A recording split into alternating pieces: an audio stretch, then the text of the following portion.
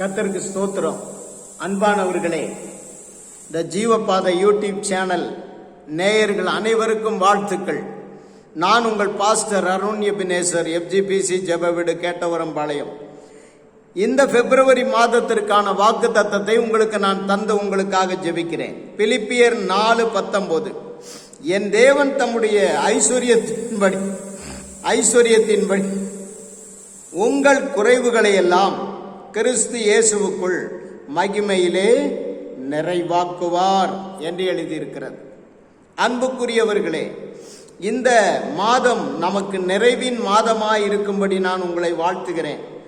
முதலாவது, நம்முடைய வாழ்க்கையில மனதில் ஒரு நிறைவை தேவன் தர விரும்புகிறார். மனம் நிறைவு.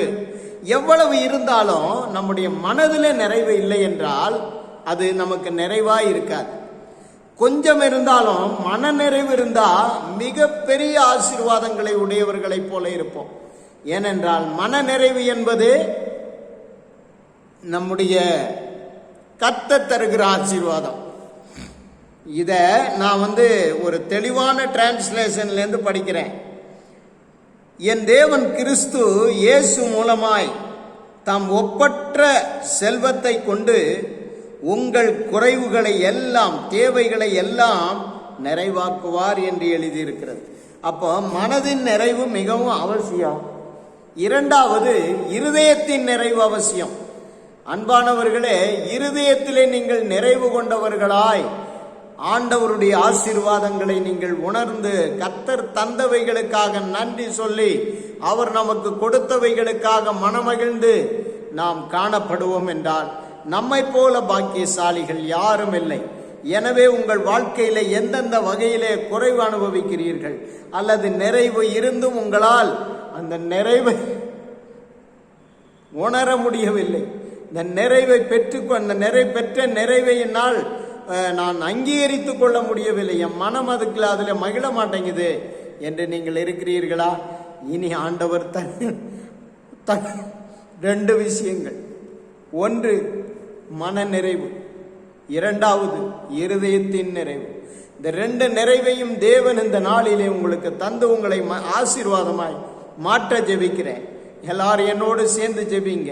இந்த ஜீவபாதை யூடியூப் சேனல் நேயர்கள் ஒவ்வொருவரும் என்னோடு இணைந்து கொள்ளுங்க. தேவ பிள்ளைகள் ஒவ்வொருவரும் இணைந்து கொள்ளுங்க. இந்த மாதத்திலே தேவன் உங்களை நிறைவாக்க விரும்புகிறார். அன்புள்ள தெய்வமே, உடைய பிள்ளைகளை நிறைவாக்குங்கப்பா, உடைய பிள்ளைகளை நிறைவாக்குங்க. மகிமையிலே கிறிஸ்து இயேசுவுக்குள் எல்லா நிறைவுகளையும் கொடுங்க.